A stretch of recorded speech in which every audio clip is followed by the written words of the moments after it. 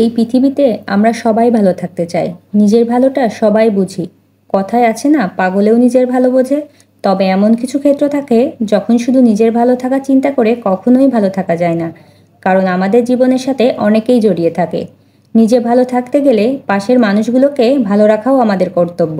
আসলে ভালো থাকতে হলে ভালো রাখতেও জানতে হয়। নমস্কার, কেমন আছেন সবাই?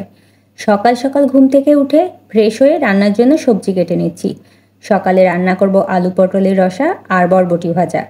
প্রথমে তো আলু আর পটলগুলো কেটে নিয়েছি, তারপর বরবটিগুলো কেটে নিচ্ছি। সবজিগুলো কেনাকাটা করেও শান্তি নেই, বাজার থেকে কিনে আনার পর অর্ধেকই পচা বের হয়। এদিকে বরবটি ভাজতে বসিয়ে দিলাম, কারণ আলু পটলের রসা রান্নার জন্য এখনও মশলা রেডি করতে হবে। লবণ, হলুদ আর কাঁচামরিচ দিয়ে বরবটিগুলো ভেজে নিচ্ছি। নামানোর আগে শুধু সামান্য চিনি দিয়ে নামিয়ে নেব। এই সামান্য চিনি দেওয়ার কারণে বরবটি ভাজা খেতে অনেক বেশি ভালো লাগে। বরবটিগুলো ভাজা হয়ে গিয়েছে, তুলে নিচ্ছি। বরবটি কিন্তু বেশ মজার একটা খাবার, আবার উপকারীও বটে। আলু পটলের রসা রান্নাটাও প্রায় অর্ধেক হয়ে এসেছে। মশলার সঙ্গে আলু আর পটলগুলো ভালোভাবে কষিয়ে নিয়ে জল দিয়ে দিলাম।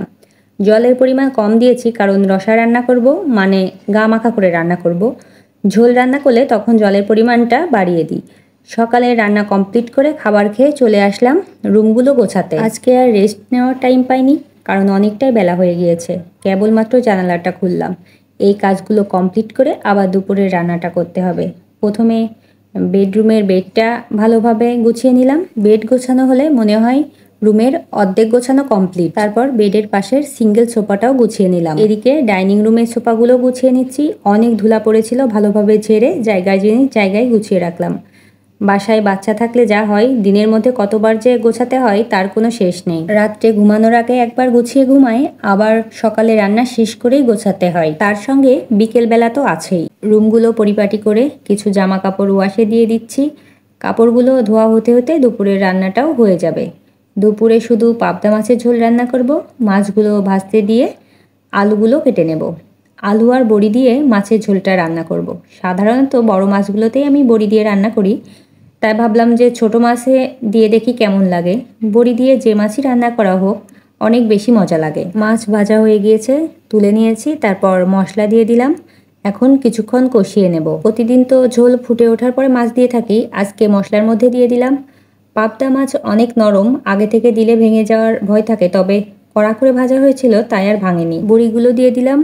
বড়িগুলো আগে থেকে হালকাভাবে ভেজে নিয়েছি। আর এই যে মাছ রান্না হয়ে গিয়েছে, নামিয়ে নিলাম। মাছ রান্না শেষ হতেই এদিক জামা কাপড়গুলোও ধোয়া কমপ্লিট। এখন রোদে দিয়ে দেব। আজকে রোদ উঠেছে, বাতাসে যতই জামা কাপড় শুকায় না কেন, রোদে শুকানোর মজাই আলাদা। তারপর স্নান করে এসেই দুপুরের খাবারটা খেয়ে নেব। দুপুরে তো শুধু পাবদা মাছ রান্না করেছিলাম, সঙ্গে সকালের খাবারগুলো ছিল। আজকে বিকেলে তেমন কোনো কাজ ছিল না, সন্ধ্যার পরে 1 কাপ কফি বানালাম। সন্ধ্যার পরে 1 কাপ চা বা কফি হলে বেশ ভালোই হয়। আজকে ভিডিওটি এখানেই শেষ করছি। সবাই ভালো থাকবেন, সুস্থ থাকবেন।